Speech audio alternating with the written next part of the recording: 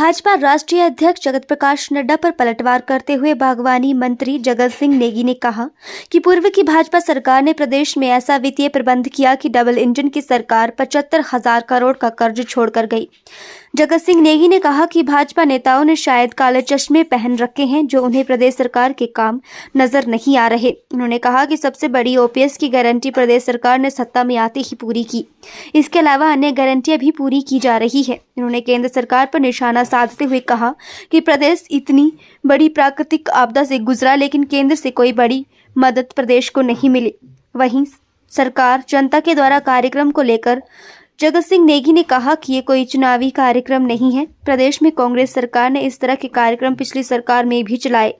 उन्होंने कहा कि इस कार्यक्रम के जरिए सरकार के प्रतिनिधि जनता की समस्याओं को सुनने और समाधान का काम करते हैं। बागवानी मंत्री जगत सिंह नेगी ने आज प्रदेश सचिवालय में बोर्ड ऑफ डायरेक्टर के साथ बैठक की। उन्होंने कहा कि बैठक में एचपीएमसी और एग्रो के विलय को लेकर चर्चा की गई। उन्होंने कहा कि बीती कैबिनेट बैठक में इसको लेकर फैसला लिया गया था। जगत सिंह नेगी ने कहा कि एचपीएमसी और एग्रो दोनों का काम एक जैसा है, इसलिए दोनों को विलय का फैसला किया गया। अब बात का बतंगड़ बनाना तो भाजपा वाले बखूबी जानते हैं। हिमाचल प्रदेश में या तो भाजपा के लोगों ने काले चश्मे पहन रखे हैं या फिर जो इनका एक मतलब असली फॉर्मूला है कि एक बात को, एक झूठ को 1000 बार बोलो तो लोग उसको यकीन करने लगते हैं। हिमाचल में कांग्रेस की सरकार ने पहली गारंटी जो थी, बड़ी गारंटी थी जिसमें बहुत ज़्यादा वित्तीय जो है धन की आवश्यकता थी, वो थी पुरानी पेंशन योजना को लागू करना।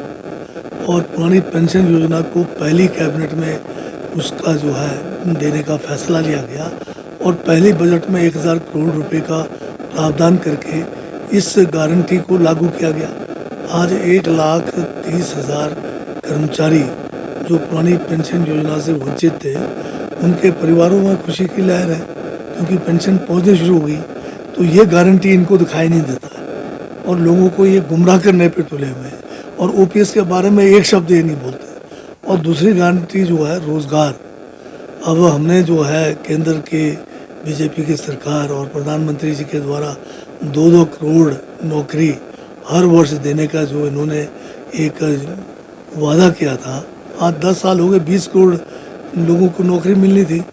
उसमें तो इन्होंने जो है नौकरी क्या देना, जितने भी सरकारी क्षेत्र में बड़े बड़े उपक्रम थे, जिसमें हमारा रेलवे है, जिसमें एयरलाइंस है, हमारे बीएसएनएल है, बीएचएल है, सारे के सारे इन्होंने बेच दिए तो रोजगार तो वहाँ बचे नहीं।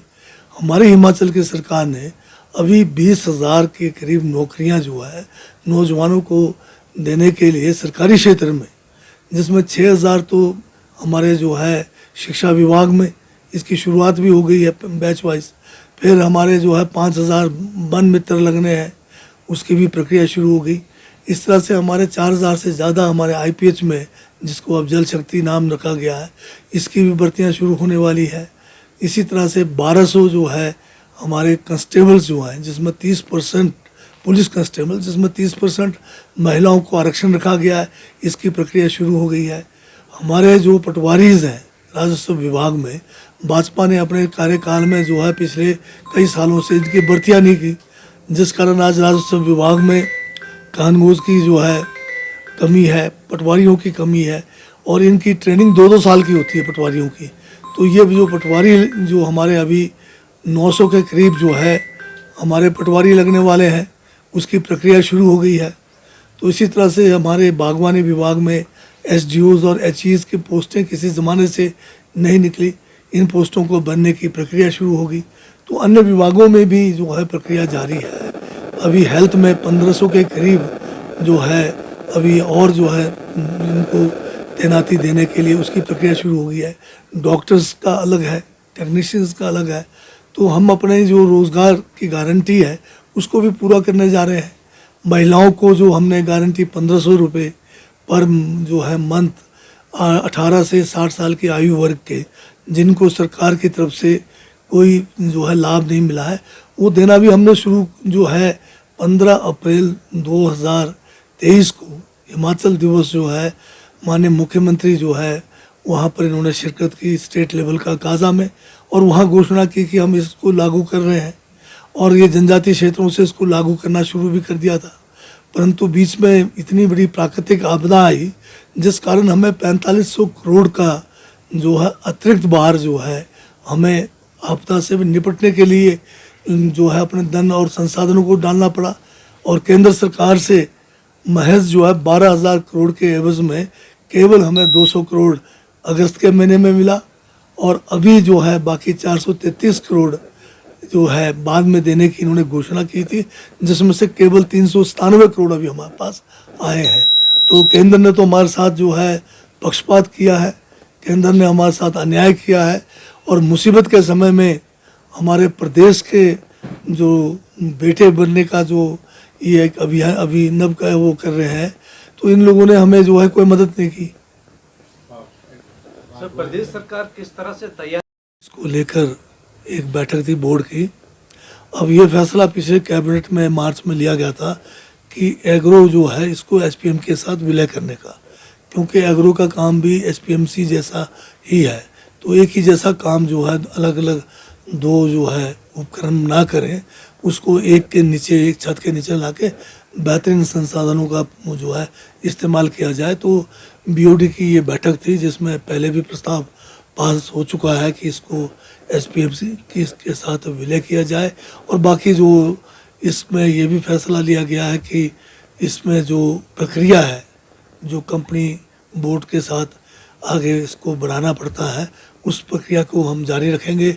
उसके लिए जो एक फर्म होते हैं जो वकीलों की, उसको भी हमने एंगेज कर लिया है ताकि वो जो है कंपनी बोर्ड में जाकर इस विलय के लिए जो भी कानूनी प्रक्रिया है उसको करें।